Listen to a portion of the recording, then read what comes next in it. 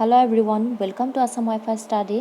Class 9, আমি পঢ়ি আছিলোঁ জীৱৰ বিচিত্ৰতা ডাইভাৰ্চিটি ইন লিভিং অৰ্গেনিজমছ অধ্যায় 7। আগৰ ক্লাছত আমি মনেৰা ৰাজ্য, প্ৰতিষ্ঠা ৰাজ্য, ভেঁকুৰ ৰাজ্য আৰু উদ্ভিদ ৰাজ্যৰ বিষয়ে পঢ়ি আহিছোঁ। আজি আমি চাম প্ৰাণী ৰাজ্য। আৰম্ভণিতে কওঁ তোমালোকক যিবিলাক পঢ়াওঁ ভালদৰে নোট কৰি লৈ ল'বা, গোটেইখিনি ভালদৰে লিখি ল'বা, যাতে যিকোনো প্ৰশ্ন সুধিলে তোমালোকে উত্তৰ দিব পাৰা। ঠিক আছে? এতিয়া চোৱা, প্ৰাণীৰ ৰাজ্য আগতে উদ্ভিদ ৰাজ্য পঢ়িলোঁ। প্ৰাণীৰ ৰাজ্যৰ দেহ শংকুকেন্দ্ৰ কোষেৰে গঠিত। 1 নম্বৰ পইণ্টটো হ'ল প্ৰাণীৰ দেহ শংকুকেন্দ্ৰ কোষেৰে গঠিত, অৰ্থাৎ প্ৰকৃত কোষ কেন্দ্ৰ থাকে। ঠিক আছে? ইহঁত বহুকোষী আৰু পৰপোষীও থাকে। আমি এতিয়া পঢ়িম প্ৰাণী ৰাজ্যৰ, তাৰে কিছুমান বহুকোষী থাকে আৰু কিছুমান পৰপোষীও থাকে। পৰপোষী জীৱও পাম আমি এতিয়া। তাৰ পাছত হ'ল ইহঁতৰ কোষবেৰ নাথাকে। তোমালোকে পাইছাই উদ্ভিদ কোষ আৰু প্ৰাণী কোষৰ পাৰ্থক্য পাইছাই। প্ৰাণী কোষত কোষবেৰ নাথাকে, উদ্ভিদ কোষত কোষবেৰ থাকে। আৰু প্ৰাণীবোৰ কি হয়, বেছিভাগ প্ৰাণীয়েই চলনশীল। ঠিক আছে? এতিয়া 1 নম্বৰত আছে ৰন্ধ্ৰী প্ৰাণী। ইয়াৰ আগতে আমি চাম প্ৰাণীসমূহক কেনেদৰে কিহৰ ওপৰত ভিত্তি কৰি শ্ৰেণী বিভাজন কৰা হৈছে। প্ৰাণীসমূহৰ বিস্তৃতি আৰু দেহৰ গঠনৰ ভিন্নতাৰ ওপৰত ভিত্তি কৰি শ্ৰেণী বিভাজন কৰা হৈছে। সিহঁতৰ বিস্তৃতি আৰু দেহৰ গঠনটো চাই পিনে শ্ৰেণী বিভাজন কৰা হৈছে। ৰন্ধ্ৰী প্ৰাণী, একনলদেহী প্ৰাণী, চেপেটা কৃমি, ঘূৰণীয়া কৃমি, বলয়ী প্ৰাণী, সন্ধিপদী প্ৰাণী, কোমলদেহী প্ৰাণী, কণ্টকচৰ্মী প্ৰাণী, প্ৰতকৰ্ডেটা আৰু মেৰুদণ্ডী প্ৰাণী। এই গোটেইবিলাকৰ বিষয়ে আমি এতিয়া পঢ়িম। 1 নম্বৰত আছে ৰন্ধ্ৰী প্ৰাণী।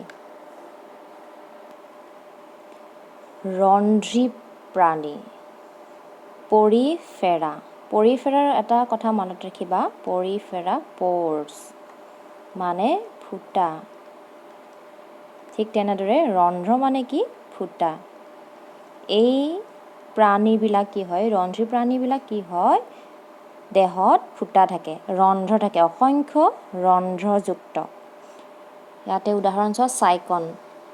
বডিত কি হয়, বহুত ফুটা থাকে, গোটেই বডি ৰন্ধ্ৰৰে ভৰ্তি হৈ থাকে। পানী কি কৰিব পাৰে, পানী ওলোৱা সোমোৱা কৰিব পাৰে সেই ফুটাৰে। ঠিক আছে? আৰু এই ৰন্ধ্ৰী প্ৰাণী পৰিফেৰা ক'ত থাকে? সাগৰত থাকে, সাগৰৰ পানীত থাকে। উদাহৰণ চাইকন মনত ৰাখিবা। প্ৰথমতে কৈছোঁ ৰন্ধ্ৰী প্ৰাণীৰ উদাহৰণ চাইকন। 1 নম্বৰতে চাইকন মনত ৰাখিবা। আৰু পৰিফেৰাক, ৰন্ধ্ৰী প্ৰাণীক স্পঞ্জেছ বুলিও কোৱা হয়। স্পঞ্জ বুলিও কোৱা হয়।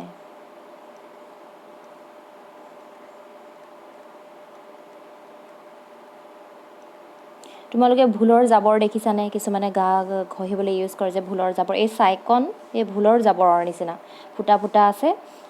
আৰু এই ৰন্ধ্ৰী প্ৰাণীবোৰক স্পঞ্জ বুলিও কোৱা হয়। ঠিক আছে? স্পঞ্জ, অসমীয়া বানানটো যদি চোৱা, স্পঞ্জ, ৰন্ধ্ৰী প্ৰাণীক স্পঞ্জ বুলিও কোৱা হয়। তোমালোকে এটা পইণ্ট ভালদৰে মনত ৰাখিবা। ঠিক আছে? ইয়াৰ পৰা বহুত সৰু সৰু প্ৰশ্ন আহিব পাৰে। তাৰপাছত ইহঁত সাগৰৰ পানীত থকা কিছুমান কঠিন পদাৰ্থত খামুচ মাৰি থাকে, সাগৰৰ পানীত থাকে। ইহঁতৰ চলন অক্ষমহীন, মানে এই প্ৰাণীবোৰে সাগৰৰ তলত লাগিয়ে থাকে, এটা জেগাতে থাকে, লৰচৰ কৰিব নোৱাৰে, মুভ কৰিব নোৱাৰে। সেইকাৰণে ইহঁতৰ চলন অক্ষমহীন বুলি কৈছে। ইহঁতে চলাচল কৰিব নোৱাৰে। ঠিক আছে? ইহঁতৰ দেহত থকা ৰন্ধ্ৰবোৰে একোটা নলতন্ত্ৰ সৃষ্টি কৰে। ইহঁতৰ দেহত যিমানবোৰ ফুটা আছে সেইবোৰ লগ হৈ কি হয়, একোটা নলতন্ত্ৰৰ সৃষ্টি কৰে। ঠিক আছে? মনত থাকিল ৰন্ধ্ৰী প্ৰাণীৰ বিষয়ে মেইন পইণ্টকেইটা মনত থাকিল। 1 নম্বৰতে হ'ল ৰন্ধ্ৰযুক্ত, বহুত ফুটা থাকে। তাৰপাছত 2 নম্বৰত হ'ল চলন অক্ষমহীন, লৰচৰ কৰিব নোৱাৰে। 3 নম্বৰত হ'ল ইহঁত সাগৰত থাকে, মেৰাইন হয়। আৰু 4 নম্বৰ হ'ল ইহঁতৰ গাত নলতন্ত্ৰ থাকে। তাৰপাছত 5 নম্বৰ হ'ল ইহঁতক স্পঞ্জ বুলিও ক'ব পাৰি। তাৰপাছত 6 নম্বৰ মই এটা কওঁ, টান বহি আৱৰণ থাকে। ইহঁতৰ কি থাকে? হাৰ্ড এক্সস্কেলিটন কভাৰ থাকে। মানে টান বহি আৱৰণ বা কংকাল থাকে। ইহঁতৰ টান বহি আৱৰণ বা কংকাল থাকে। এই 6টা মনত ৰাখিবা, ঠিক আছে? আৰু উদাহৰণত চাইকন, ইউপ্লেকটেলা আৰু স্পঞ্জিলা, ঠিক আছে? স্পঞ্জিলা আৰু চাইকন এই দুটা ভালকৈ মনত ৰাখিলেই হ'ব। ইয়াৰ পাছত আছে একনলদেহী প্ৰাণী চিলেণ্টেৰেটা, ঠিক আছে? চিলেণ্টেৰেটা, ইয়াৰ এক্সাম্পল মনত ৰাখিবা, হাইড্ৰা।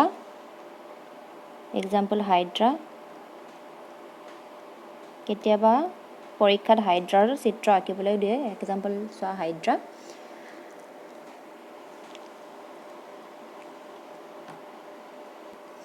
প্ৰথমতেই চাম আমি একনলদেহী প্ৰাণীৰ দেহ জটিল, ঠিক আছে? 2 নম্বৰতে চাম দেহত এটা গহ্বৰ থাকে, দেহগহ্বৰ থাকে। দেহত এটা গহ্বৰ থাকে। গহ্বৰ মানে কেভিটি, CAVITY, কেভিটি থাকে, ঠিক আছে? ইহঁতৰ দেহ কি কৰে? আৰু দেহকোষ 2টা তৰপেৰে গঠিত। একনলদেহী প্ৰাণীৰ দেহকোষ 2টা তৰপেৰে গঠিত, এইটো মনত ৰাখিবা। তাৰ পাছত এই একনলদেহী প্ৰাণীবিলাকৰ কিছুমানে গ্ৰুপত থাকে, গ্ৰুপত একলগ হৈ থাকে। আৰু কিছুমানে অকলশৰীয়াকৈ থাকে। তোমালোকক এক্সাম্পল দিছোঁ,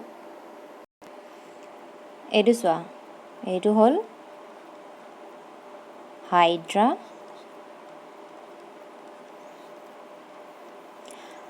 অকলশৰীয়াকৈ কিছুমান কি কৰে? কিছুমান একনলদেহী প্ৰাণী অকলশৰীয়াকৈ থাকে। অকলশৰীয়াকৈ থকা একনলদেহী প্ৰাণীৰ উদাহৰণ হ'ব হাইড্ৰা। চোৱা, অকলে থাকে এনেকৈ। আৰু এইটো চোৱা, কৰেল।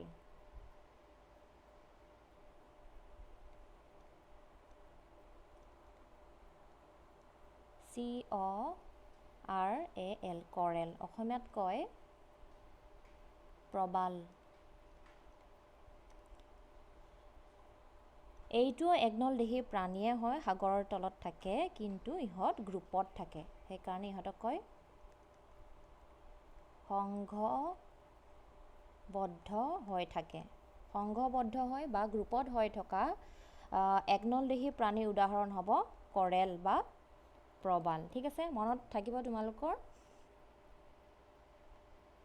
এতিয়া চাম আমি চেপেটা কৃমি, প্লেটিহেলমিনথিছ। ইয়াতে কথা মনত ৰাখিবা, চেপেটা কৃমি একদম ফ্লেট, চেপেটা, দ্বিপাৰ্শ্বভাৱে সমমিত। 1 নম্বৰতে চাবা দ্বিপাৰ্শ্বভাৱে সমমিত হয়। আৰু 2 নম্বৰত চাবা দেহটো 3টা তৰপেৰে গঠিত বাবে ত্ৰিস্তৰিত প্ৰাণী বুলি কোৱা হয়, ঠিক আছে? ইহঁত ডৰ্চভেন্ট্ৰেলি ফ্লেট, দ্বিপাৰ্শ্বভাৱে সমমিত। ডৰ্চভেন্ট্ৰেলি ফ্লেট মানে কেনেকুৱা হ'ব পাৰে? ধৰি লোৱা এজন মানুহ, এক্সাম্পল দিছোঁ মানুহ, ডৰ্চভেন্ট্ৰেলি ফ্লেট কেনেকৈ হ'ব পাৰে সেইটো মই কৈ আছোঁ। ডৰ্চেল ছাইড আৰু ভেন্ট্ৰেল ছাইড, 2টা ছাইডে ফ্লেট মানে চেপেটা। কেনেকৈ হয়? ধৰি লোৱা এজন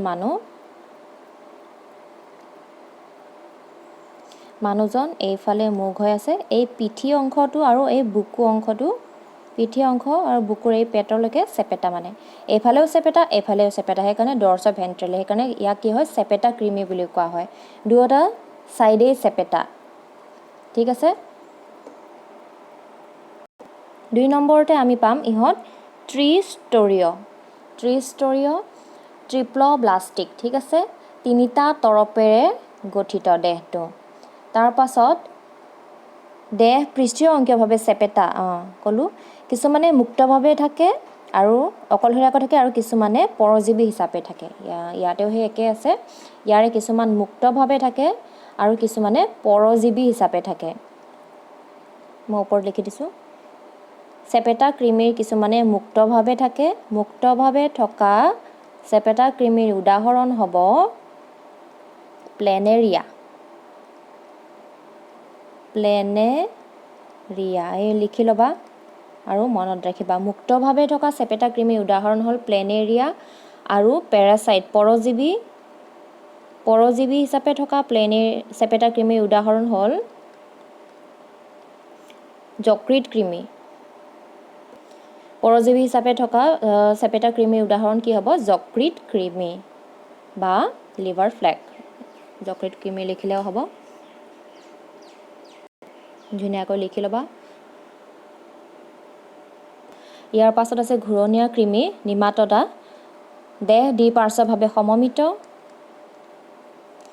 আৰু ত্ৰিস্তৰীয় কিন্তু চেপেটা নহয়। আগৰটো ত্ৰিস্তৰীয় আৰু চেপেটা আছিলে, এইটো ত্ৰিস্তৰীয় কিন্তু চেপেটা নহয়।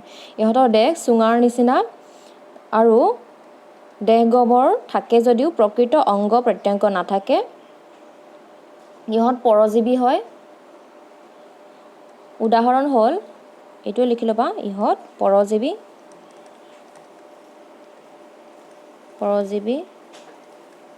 উদাহৰণ হৈছে ঘূৰণীয়া পেলু আৰু ফাইলেৰিয়া পেলু। ইপিনে তোমালোকে ছবিটো দেখিছা ঘূৰণীয়া কৃমিৰ। মতা কৃমিডাল অকণমান এনেকৈ বেঁকাকৈ থাকে আৰু মাইকীডাল অলপ চিধাকৈ এনেকৈ থাকে। এইবিলাক তোমালোকক আঁকিবলৈ দিব। তোমালোকক কেতিয়াবা কয়নে ঘৰত মাহঁতে যে পেলু হৈছে, পোৱালীবিলাকৰ বাচ্ছাবিলাকৰ যে পেলু হয়, এই ঘূৰণীয়া কৃমিটোৱে হয়। কেতিয়াবা লেট্ৰিন কৰিলে ওলাই যে এই ঘূৰণীয়া কৃমিটোৱে, বগা বগা সৰু সৰু, ঠিক আছে। এই ঘূৰণীয়া পেলুটো এই পোৱালীবিলাকৰ পেটত থাকে। পেলুৰ ঔষধ খুৱাই নহয়, এইটোৱে ঘূৰণীয়া পেলু। আৰু এই ফাইলেৰিয়াটো হ'ল বহুত ডেঞ্জাৰ পেলু। ফাইলেৰিয়াৰ কাৰণে গধা বেমাৰ হয়। মানুহৰ যে গধা বেমাৰ হয়, মনত ৰাখিবা। গধা বেমাৰ কোনবিধ পেলুৰ বাবে হয় সুধিব পাৰে। গধা বেমাৰ হয় এই ফাইলেৰিয়া পেলুৰ বাবে হয়, ঠিক আছে। এতিয়া আমি চাম বলয়ী প্ৰাণী এনিলিডা। এনিলিডাবিলাক দ্বিপাৰ্শ্বভাৱে সমমিত, ত্ৰিস্তৰীয়, একেই আগৰ নিচিনা। দেহত প্ৰকৃত দেহগহ্বৰ বা গুহা পোৱা যায়। দেহগহ্বৰ থাকে আৰু ইহঁতৰ আভ্যন্তৰীণ প্ৰকৃত অংগ প্ৰত্যংগসমূহ সুসংগঠিত হৈ থাকে আৰু ইহঁত বহু খণ্ডত বিভক্ত থাকে। উদাহৰণ কেঁচু, জোক, ঠিক আছে। ইহঁতৰ কিছুমানে নিৰ্মল পানীত থাকে, আমাৰ যোনবিলাক পুখুৰী নদীৰ পানীত, আৰু কিছুমানে সাগৰৰ পানীত থাকে। আৰু কিছুমানে স্থলচৰ,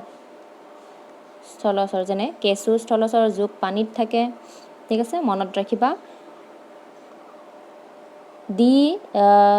বহু খণ্ডত বিভক্ত, এইটো মনত ৰাখিবা, গোটেইখিনি মনত ৰাখিবা।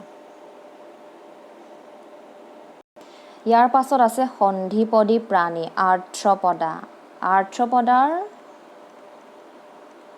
আৰ্থ্ৰ মানে হ'ল জইণ্ট, মানে লগ লাগি থকা। পদা মানে হ'ল ফিট, FEET, ফিট মানে ভৰি।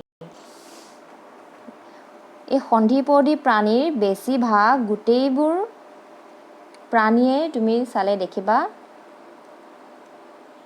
ভৰিবিলাক এটা জেগাৰ লগত জইন হৈ থাকে। সেইকাৰণে ইয়াক কয় সন্ধিপদী বা আৰ্থ্ৰপডা। আৰু এটা ৱৰ্ড মনত ৰাখিবা, কাৰণ বহুত প্ৰাণী পঢ়িলা, কোনটো প্ৰাণী কোনটোৰ ভিতৰত পৰে তোমালোকৰ উল্টা পুল্টা লাগিব পাৰে। সেইকাৰণে সন্ধিপদী প্ৰাণী বুলি ক'লে মনত ৰাখিবা পোক পতংগ বা পৰুৱা পোক পতংগ মনত ৰাখিবা যিমান পোক পতংগ যিমান ইনসেক্ট আছে এই সন্ধিপদী প্ৰাণীৰ ভিতৰত পৰে মকৰা কেঁকুৰা পঁইতাচোৰা পখিলা তাৰ পাছত চেলা এইবিলাক সব কি হয় সন্ধিপদী প্ৰাণীৰ ভিতৰত পৰে যিমান পোক পতংগ আছে ঠিক আছে এতিয়া এই সন্ধিপদী প্ৰাণীৰ সেইবিলাক পঢ়িম আমি সন্ধিপদী প্ৰাণী হৈছে লাৰ্জেষ্ট গ্ৰুপ অফ এনিমেলৰ গোটেই পৃথিৱীখনত যিমান এনিমেল আছে সকলোতকৈ বেছি এই সন্ধিপদী প্ৰাণীবিলাক আছে largest group of animal of this planet সেইকাৰণে প্ৰথম লাইনটোত কৈছে সন্ধিপদী প্ৰাণীৰ সমূহে আটাইতকৈ ডাঙৰ গোষ্ঠীৰ লাৰ্জেষ্ট গ্ৰুপ অফ এনিমেল ঠিক আছে আৰু ইহঁত খণ্ডযুক্ত 1 নম্বৰত লিখিবা দেহ খণ্ডযুক্ত তাৰ পাছত 2 নম্বৰত হ'ব পৰিবহন তন্ত্ৰ মুক্ত ইহঁতৰ মুক্ত পৰিবহন তন্ত্ৰ থাকে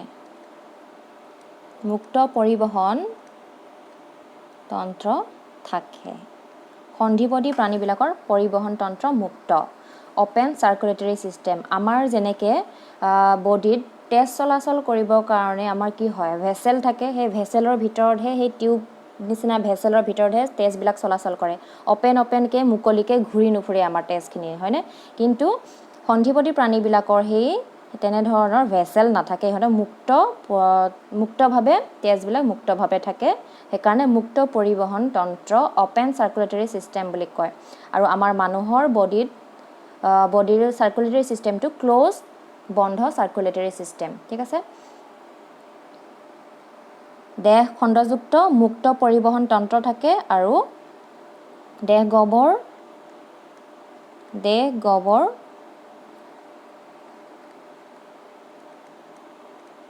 তেজেৰে পূৰ্ণ হৈ থাকে দেহ গহ্বৰ ঠিক আছে আৰু ইহঁতৰ ঠেংবিলাক জইন হৈ থাকে সন্ধিযুক্ত ইয়াতে আছে ঠেং সন্ধিযুক্ত জইন হৈ থাকে ঠিক আছে আৰু উদাহৰণ হ'ল মিছা মাছ পখিলা মাখি মকৰা বৃশ্চিক কেঁকোৰা যিমান পোক পতংগ আছে সেইবিলাকেই হ'ল সন্ধিপদী প্ৰাণী আৰু সকলোৰে ঠেংবোৰ কি হয় জইন হৈ থাকে ঠিক আছে মনত ৰাখিবা ইয়াৰ পাছত আছে কোমলদেহী প্ৰাণী মলাস্কা মানে কোমল এই গোষ্ঠীৰ প্ৰাণীসমূহৰ দেহ দ্বিপাৰ্শ্বভাৱে সমমিত 1 নম্বৰত হ'ব দ্বিপাৰ্শ্বভাৱে সমমিত ইহঁতৰ দেহ গহ্বৰ সংকুচিত এইটো 2 নম্বৰ দেহ গহ্বৰ আছে সংকুচিত হয় আৰু ইহঁতৰ অপেন চাৰ্কুলেটৰী সিস্টেম আছে অলপ আগতে পঢ়াৰ নিচিনা ইহঁতৰ অপেন চাৰ্কুলেটৰী সিস্টেম আছে পৰিবহন তন্ত্ৰ মুক্ত ইহঁতৰ লিখি ল'বা কোমলদেহী প্ৰাণীৰ পৰিবহন তন্ত্ৰ মুক্ত হৈ থাকে ইহঁতৰ দেহবোৰ কম খণ্ডযুক্ত বেছি খণ্ড নহয় এইখিনি লিখি ল'বা তোমালোকে ইহঁতে ভৰিৰে বা দেহপদেৰে চলাচল কৰিব পাৰে উদাহৰণ চোৱা শামুক অক্টোপাছ এইপিনে আছে ছবিত আছে অক্টোপাছ আছে কাইটন আপেল শামুক এইবিলাক হ'ল কোমলদেহী প্ৰাণীৰ উদাহৰণ ইয়াৰ পাছত আছে কণ্টকচৰ্মী প্ৰাণী ইকাইন'ডাৰ্মাটা এটা 1 নম্বৰতে চোৱা ইকাইনৰ অৰ্থ হ'ল কাইট ডাৰ্মাৰ অৰ্থ হ'ল টক ইয়াৰ অৰ্থ কি যে বেছিভাগ